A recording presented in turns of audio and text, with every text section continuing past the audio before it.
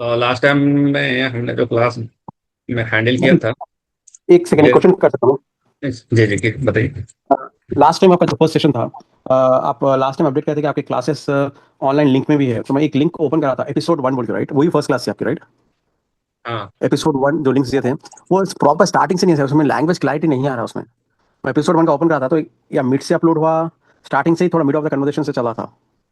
अच्छा, मैं देख लेता हूँ हाँ फिर प्लीज उसको। प्लीज, ठीक है, चलिए स्टार्ट कर लीजिए, थैंक यू। ओके, तो जो लास्ट वीक में हमारा जो लास्ट सेशन था उसमें हमने आपको बताया था सम करने के लिए।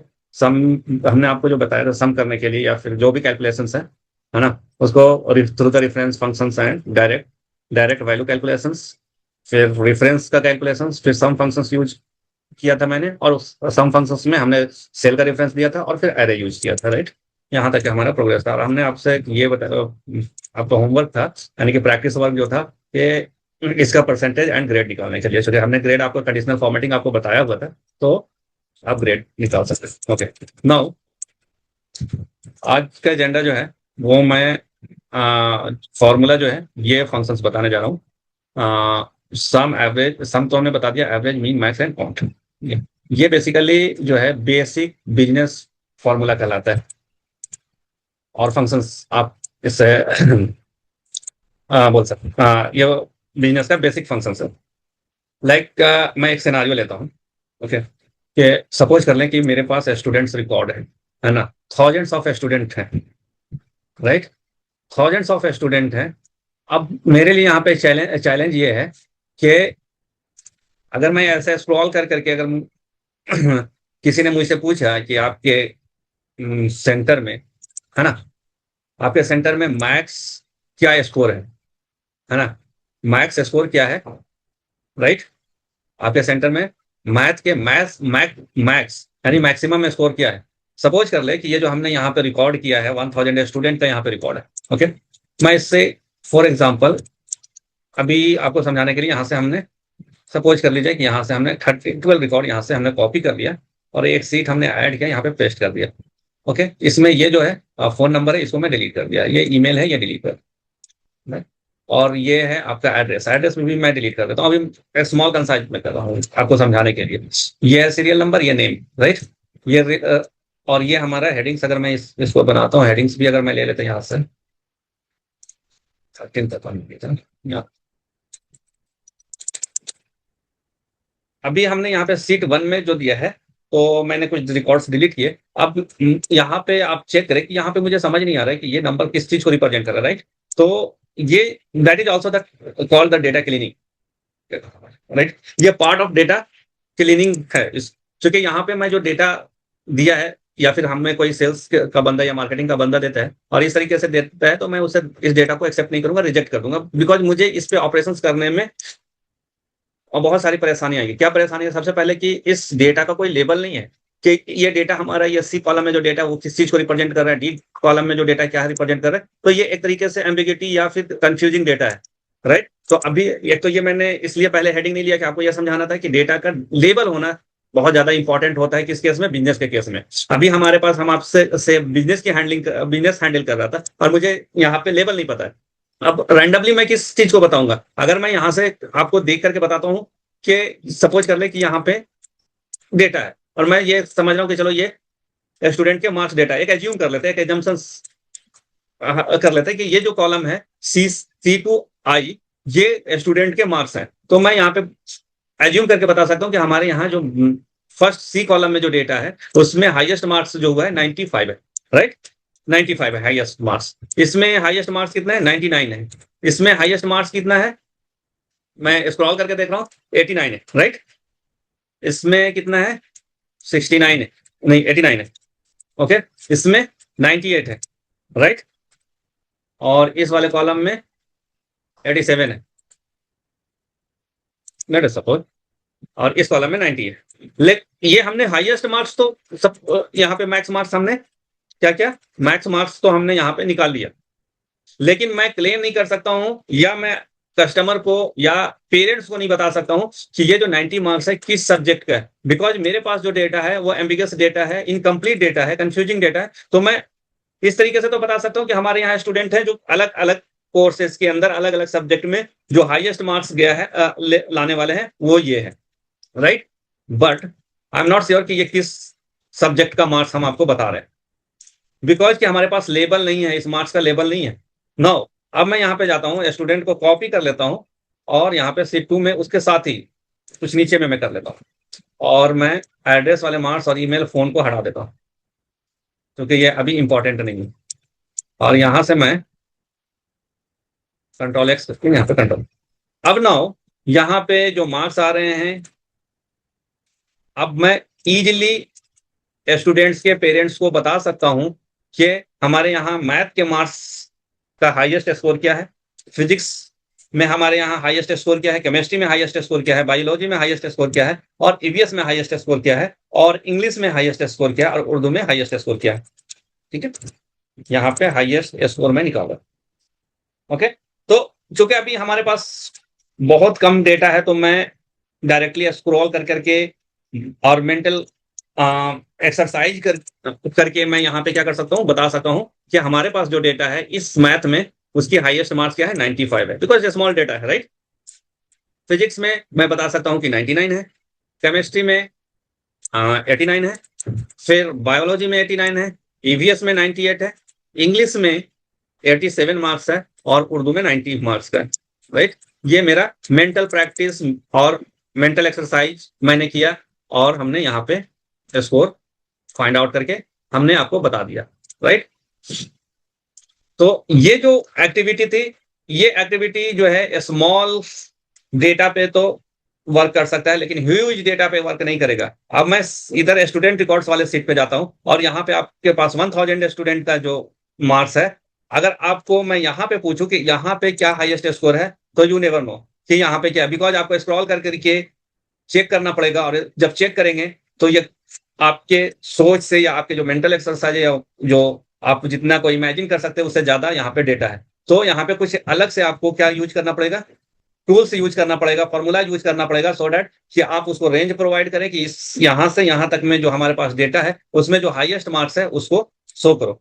तो हाईएस्ट मार्क्स के लिए हम यहाँ पे क्या यूज करते हैं, मैक्स फंक्शंस। मैक्स फंक्शंस क्या, मैक्स फंक्शंस का काम है कि वो मैक्सिमम वैल्यू आपको दे देगा फ्रॉम द रेंज। जो भी आप रेंज देंगे उससे वो क्या आपको देगा, वो आपका एज ए रिजल्ट एक मैक्सिमम वैल्यूज देगा। जैसे सपोज कर ले कि हमने यहाँ पे मैक्स फंक्शंस, चूंकि मैक्स बिजनेस फंक्शंस है, स्टैटिस्टिक फंक्शंस है, तो हम यहाँ पे मैक्स यूज करेंगे और मैं पूछता हूँ 10 और 15, तो हमने कितना नंबर दिया, 2 ही नंबर दिया। इसमें उससे पूछ रहे हैं कि ये 10 और 15 में कौन सा नंबर बड़ा है, तो ये आपको रिटर्न में वो नंबर रिटर्न कर दिया जो बड़ा है। लेटर सपोज कि मैं यहाँ पे 2 से ज्यादा नंबर देता हूँ और इस तरीके से देता हूँ, ओके।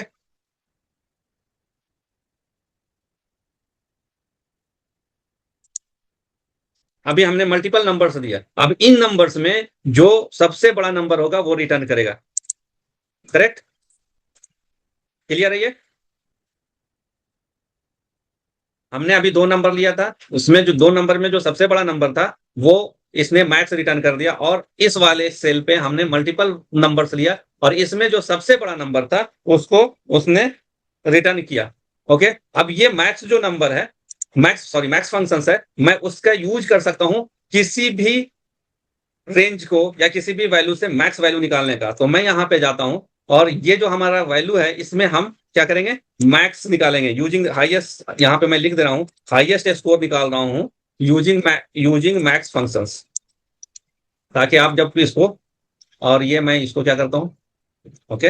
अब यहाँ पे हमने क्या क्या इक्वल्स टू यूज करना है, चूंकि फंक्शंस है, मैक्स देना है और उसके बाद यहाँ पे सिलेक्ट कर लेना है आपको रेंज कहां से कहां तक है।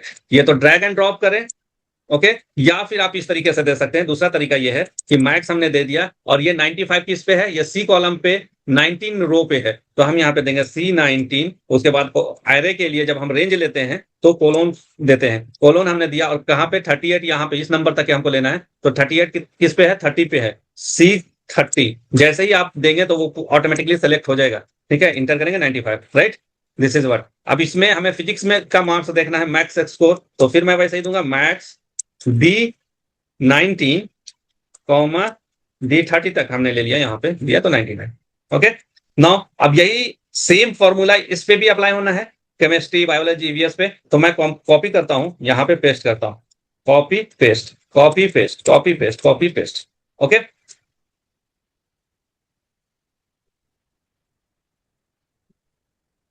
ओके, ठीक है, यहाँ पे मेरा गलत है, ये 99 है, फर्स्ट नंबर 99 है, ठीक है, 98 है, ये 91 है, ठीक है। देखें यहाँ पे एरर आ गया। अभी अब एक चीज आपको मैं बताता हूँ यहाँ पे, अभी एआई हम लोग यूज कर रहे हैं, एआई सबको पता है ना? जी। एआई पता है सबको? हाँ हाँ एआई सकते के, हैं। है ना? एआई क्या? आर्टिफिशियल इंटेलिजेंस है ना? आर्टिफिशियल इंटेलिजेंस क्या है कि कुछ भी आप करते हैं तो ऑटोमेटिकली वो अपने अकॉर्डिंगली वो एडजस्ट कर लेता है। यानी एडजस्ट करने का मतलब कि जो भी वैल्यू देंगे यहाँ पे, जैसे हमने यहाँ पे यूज किया, कॉपी पेस्ट किया, तो इसने बेसिकली हम इस कॉलम को कॉपी किया था, है ना? तो यहाँ पे जो वैल्यू था D19 टू D30, लेकिन इसमें जब हमने पेस्ट किया तो ऑटोमेटिकली इसने क्या ले लिया? I19 to I30। तो यहाँ पे जो ऑटोमेटिकली इसने इंक्लूड किया और इस कॉलम के आई की वैल्यू को इसने आई के रेंज को पिक किया, it is internally using the AI. ठीक है, ये एआई है। अदरवाइज आपको क्या करना पड़ता, अगर यहाँ पे एआई एक्टिव नहीं होता, तो जैसे ही आपने यहाँ पे D90 किए थे, है ना, और ये वाली जो वैल्यू किए थे, तो यहाँ पे ये क्या आ जाता, ये वैल्यू आती D19, D30, यही वैल्यू आपको कॉपी हो जाता। अगर आप ओल्डर वर्जन में चेक करते हैं एक्सेल के, 2003 में जाते हैं या 2008 वाले वर्जन में, तो ये फैसिलिटी एआई का फैसिलिटी नहीं है, उसमें एआई एक्टिव नहीं है। तो इस वजह से क्या होगा, फॉर्मूला तो कॉपी हो जाएगा लेकिन रेफरेंस ऑटोमेटिकली चेंज नहीं होगा। तो ये आपका रेफरेंस जो ऑटोमेटिकली चेंज हो रहा है, बिकॉज ये प्रीवियस वैल्यू को चेक कर रहा है कि यहाँ पे आपने क्या वैल्यू डाला है, यहाँ पे क्या वैल्यू डाला है। ठीक है, तो वो जो आपने यहाँ से इंस्ट्रक्शंस यहाँ से यहाँ तक के जो दिया है, कॉपी पेस्ट किया, उसके पैटर्न को रीड किया और इसने यहाँ पे पेस्ट कर दिया। अच्छा, यहाँ पे जब हमने कॉपी किया था, यहाँ पे पेस्ट किया था, तो ये दो पैटर्न को उसने रीड किया, राइट? तो ये पैटर्न को रीड करके जो आप इंस्ट्रक्शंस दे रहे हैं, उस पैटर्न को रीड कर करके नेक्स्ट में जो पेस्ट कर रहे हैं उसी तरीके से अप्लाई कर देता है। ओके, तो पैटर्न रीड कर रहे हैं, राइट? नाउ जब हम लोग एक जब एआई का इंटरनली अगर वर्क नहीं करता, तो हम लोग यहाँ पे क्या करते हैं, यहाँ पे जब हम पेस्ट करते हैं, समटाइम्स क्या होता था 2003 या ओल्डर वर्जन में, कि डेटा जो है अगर हमने यहाँ से कॉपी करना, पेस्ट करना स्टार्ट किया, तो वो उसी के अकॉर्डिंग रेफरेंस CDE, वो ये जो फिल सीरीज है ना, ये फिल सीरीज कहलाता है। ये जो एरो आ रहा है ना, इसको बोलते हैं फिल सीरीज। ओके, कभी कभी इंटरव्यूअर पूछ लेता है कि फिल सीरीज एरो किस तरीके से आप पहचानेंगे कि ये फिल सीरीज एरो है। तो आपको बताना है कि हमने जब सिलेक्ट किया, राइट बॉटम पे अगर आप कर्सर ले जाएंगे तो कर्सर का कलर चेंज हो जाएगा, ग्रे ब्लैक जो भी है, एक्चुअली इसको ग्रे बोलते हैं। ठीक है, तो वो ग्रे कलर का इसको ये प्लस एरो बन जाता है, मीन्स ये एक्टिव हो गया फिल सीरीज का। जैसे सपोज कर ले हमने यहाँ पे 2 दिया, तो अभी नॉर्मल एरो कैसा कैसा है, व्हाइट है, लेकिन यहाँ पे जब हम बॉटम पे ले गए, इसका एरो का जो है अपीयरेंस वो चेंज हो गया। ये अपीयरेंस जो चेंज हुआ है, इस अपीयरेंस को, इस फंक्शंस को हम लोग बोलते हैं फिल सीरीज। अब इसको ड्रैग कर देंगे तो क्या होगा, ये 2 कॉपी हो गया, लेकिन वही सेम फॉर्मूला अगर हम यहाँ पे लेते हैं 2 3, ओके, हमने सेलेक्ट कर लिया, सेलेक्ट करने के बाद फिल सीरीज किया, तो ऑटोमेटिकली इसने क्या किया, यहाँ पे देखा कि इस दोनों के बीच में 1 का डिफरेंस है, फर्स्ट 2 है, यहाँ पे 3 है, तो इसने क्या किया, 1 का डिफरेंस का नंबर जनरेट कर दिया। अब हमने यहाँ पे सपोज कर लो कि 5 है और यहाँ पे 13 है, ठीक है, 8 का डिफरेंस हमने रखा है, और उसके बाद सपोज कर लो कि हमने 4 का डिफरेंस रखा है। अब यहाँ पे हमने सेलेक्ट किया, अब इसको पैटर्न रीड नहीं कर पा रहा है। अब यहाँ पे जो इसने क्या किया, उसका एवरेज दे दिया। ठीक है, क्लियर है ये चीजें फिल सीरीज में किस तरीके से काम करता है। पैटर्न आपने अगर पैटर्न चेंज कर देंगे तो फिल सीरीज भी कंफ्यूज कर जाएगा। जैसे हमने यहाँ पे स्ट्रेट फॉरवर्ड इसको 1 1 का पैटर्न बोला था कि 1 पैटर्न का आप चेंज करो, है ना, यानी कि जो नेक्स्ट वैल्यू बनेगा वो प्रीवियस वैल्यू में +1 ऐड होगा। लेकिन यहाँ पे हमने क्या किया, चेंज कर दिया, यहाँ पे 5 दिया, उसके बाद नेक्स्ट वैल्यू प्रीवियस वैल्यू में 8 ऐड कर दिया, और उसके बाद 4 ऐड, प्रीवियस वैल्यू में 4 ऐड कर दिया। मीनिंग यहाँ पे क्या हो रहा है कि पहला वाला जो सीरीज बना रहा है उसमें 8 है, लेकिन नेक्स्ट वैल्यू जब बन रहा है उसमें नेक्स्ट और प्रीवियस में 4 का डिफरेंस है। तो ये अब कंफ्यूजन इसको हो गया कि अब तो इसने क्या किया, इसने 8 और 4 को डिवाइड कर दिया और उसके बाद यहाँ पे सीरीज को जनरेट कर दिया। ओके, तो ये हमने आपको फिल सीरीज का डिमेरिट्स बता दिया कि फिल सीरीज में अगर पैटर्न अगर सेम नहीं होगा, जिग जैग में पैटर्न देंगे, तो इसका रिजल्ट आपको भी नहीं पता होगा कि क्या होगा। ओके, हाँ, अगर आपने यहाँ पे एक ही पैटर्न को फॉलो किया, जैसे सपोज कर ले 5 दिया था आपने, यहाँ पे 13 दिया, 21 होता, तो 8 8 का है। अब ये सीरीज जो है इजिली 8 के डिफरेंस है, जिसने जनरेट कर दिया आपको, देयर नो प्रॉब्लम, है ना। लेकिन इसमें ये प्रॉब्लम था क्योंकि इसकी पैटर्न डिफरेंट थे ना।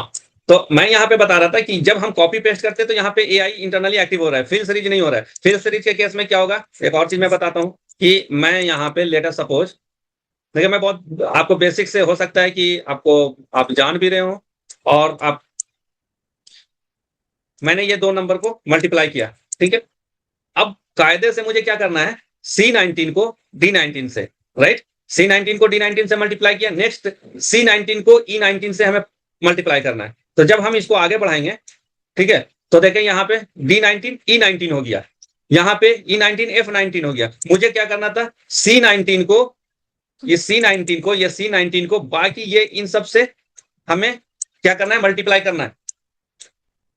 C19 को, ये जो C19 पे जो भी वैल्यू है उसको D19 E19 F19 G19 H19 I19 से मल्टीप्लाई करना है। लेकिन यहां पे हमने वैल्यू दिया C19 मल्टीप्लाई D19, यहां पे क्या हो गया, D19 E19 हो गया, मींस के वो नेक्स्ट रेफरेंस में चला गया। मुझे वो नहीं चाहिए था, मुझे क्या चाहिए था, C19 को ही हमें करना है। तो उसके लिए हम एक फॉर्मूला यूज करते हैं, उसको बोलते हैं एब्सोल्यूट रेफरेंस। अब यहाँ पे ये रेफरेंस तो दे दिया, लेकिन हमें बनाना है एब्सोल्यूट। अब किसको एब्सोल्यूट बनाना है, जो कांस्टेंट है। तो कांस्टेंट यहाँ पे कौन सा है, C19 बाकी जो है रेफरेंस से ये कॉल होगा, मींस मल्टीप्लाई होगा। तो हमने यहाँ पे क्या करना है, डॉलर साइन यूज कर देना है C19 के साथ, C कॉलम और D कॉलम के साथ आपको क्या करना है, डॉलर यूज कर देना है, ये इस तरीके से। तो ये C19 जो हो गया एब्सोल्यूट हो गया। एब्सोल्यूट का मतलब ये हो गया कि अब जब आप कॉपी पेस्ट करेंगे ना, तो C19 कांस्टेंट रहेगा और D19 वाला जो रेफरेंस है वो आपका इंक्रीज करेगा, यानी कि D19 E19 होगा, फिर F19 होगा, G19 H19 I19। कॉपी कीजिए फिल सीरीज, यहां पे रेफरेंस चेंज कीजिए, देखिए C19 है, E19 हो गया, F19 G19 H19 I19। Clear है ये आपके बिजनेस में ये जो रेफरेंस हमने बताया है कैलकुलेशन का, ये बहुत ज्यादा यूज होता है सेल्स वाले में। C19 हमने दिया था, मल्टीप्लाई D19, ठीक है। अब ये फिल सीरीज कर रहा हूं, ठीक है, ये हम लिख देते हैं रॉन्ग कैलकुलेशंस। उसी तरीके से लेटर सपोज अभी हमने क्या किया था, इस सेल को हमने कॉलम में मूव कराया था। अब मैं चाहता हूं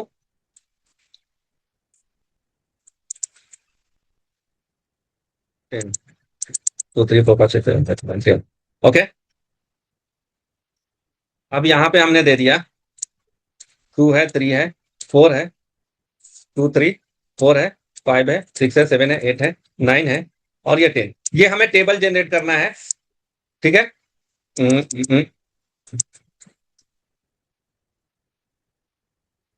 1 2 3 4 5 6 7 8 9 एंड 10, ओके। ये तो इसका क्या हो जाएगा, हमें, हमने यहाँ पे क्या कि मल्टीप्लाई दिस, ठीक है। अब हमने अगर कॉपी करते हैं यहाँ पे, कंट्रोल डी कर दिया हमने,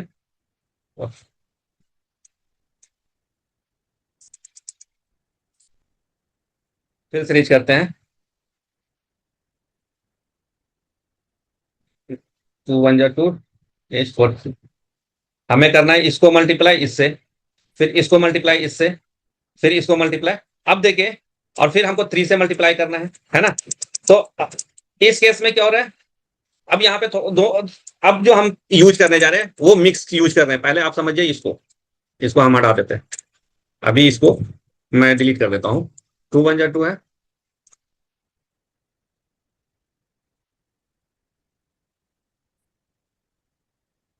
एच 1 2, फिर से जो है यहाँ पे हमने एच 39 है, एच 40, ओके। ये जब हम कर रहे हैं तो ये कांस्टेंट हमारा, राइट, तो इसको हम यहाँ पे कांस्टेंट कर देते हैं, ओके। अब ये आप ड्रैग करेंगे, ठीक है, क्लियर है। अब अगर हम 3 यहाँ पे यूज कर रहे हैं और ये कॉपी हम कर रहे हैं यहाँ पे, तो ये कॉपी H19 हो गया, ठीक है। तो एच की जगह पे हम यहाँ पे क्या कर देते हैं, जे कर देते हैं, I39 हो जाएगा, ठीक है। 3 1 जा नहीं, 33 को करना है पहले 38 से, 3 1 जा 3, 39 हो गया ना, 38 रेफरेंस, ये क्या, equals to multiply this I39 3 1 जा 3 और फिर हमने यहाँ पे सॉरी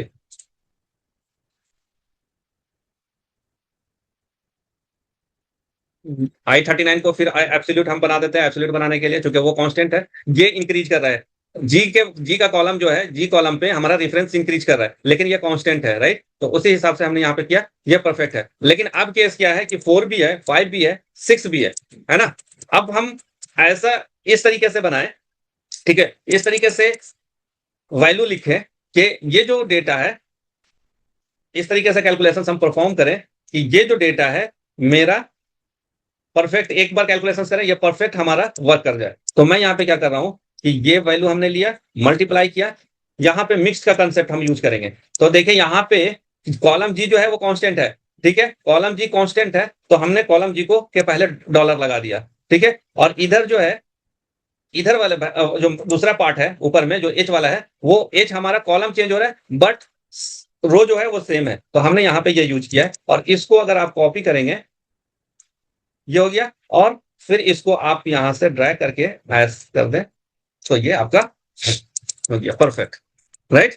तो ये फॉर्मूला यहाँ पे हमने एक सेल को कंप्लीटली एब्सोल्यूट कर दिया, यहाँ पे भी हमने आपको बताया एब्सोल्यूट कर करके कि किस तरीके से ये एब्सोल्यूट हुआ, है ना।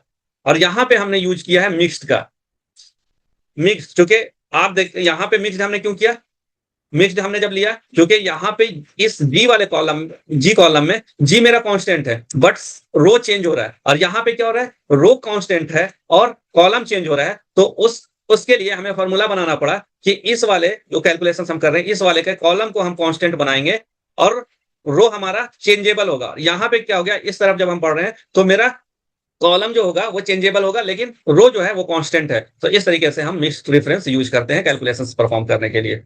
ओके, तो ये था आपका मिक्स्ड हमने बता दिया, ये हमने एब्सोल्यूट कंप्लीट सेल का रेफरेंस को एब्सोल्यूट कर दिया, यहाँ पे हमने मिक्स्ड यूज किया है, यहाँ पे हमने कॉलम, यहाँ पे हमने किसको एब्सोल्यूट बनाया है, यहाँ पे हमने एब्सोल्यूट बनाया है वर्टिकली। ओके, नाउ अभी हम यहाँ पे मैक्स स्कोर में आ रहे थे, क्योंकि ये फॉर्मूला जो है, ये फॉर्मूला हम अभी बीच में क्यों आपको बताए, इसलिए कि आगे चल करके ये आपको बहुत ज्यादा यूज होने वाला है इस तरीके का फॉर्मूला। और ये सेल्स जो सेल्स के डेटा पे काम करते हैं उनके लिए इस तरह के कैलकुलेशंस बहुत ज्यादा करना पड़ता है। Okay, mixed difference and absolute reference, और ये इंटरव्यू क्वेश्चंस भी होता है कि आप एब्सोल्यूट रेफरेंस और मिक्स्ड रेफरेंस का किस तरीके से यूज कीजिएगा। तो ये परफेक्ट एग्जांपल है मिक्स्ड डिफरेंस का, और ये परफेक्ट एग्जांपल है आपका एब्सोल्यूट रेफरेंस का, ठीक है। और क्वेश्चंस में ये भी होता है कि सिर्फ हम कॉलम को एब्सोल्यूट कर सकते हैं या रो को, तो आप कॉलम को भी इंडिविजुअल कर सकते हैं, रो को भी कर सकते हैं, और इंडिविजुअल आप किसको कर सकते हैं, सेल्स को भी कर सकते हैं। लेट अस सपोज जैसे यहाँ पे हमने दे दिया कि ये 0.5% सेल दिखा रहा है ना, ये 10% सेल है, ये 20% सेल है, ये 30% सेल है, ये 40% सेल है, और यहाँ पे आपका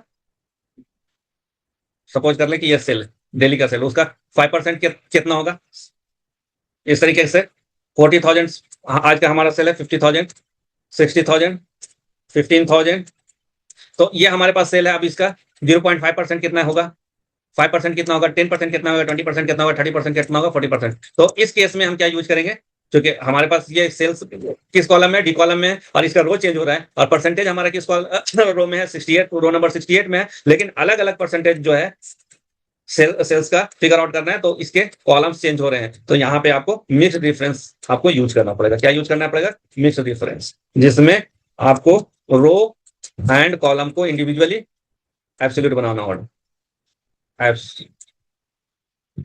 करना होगा।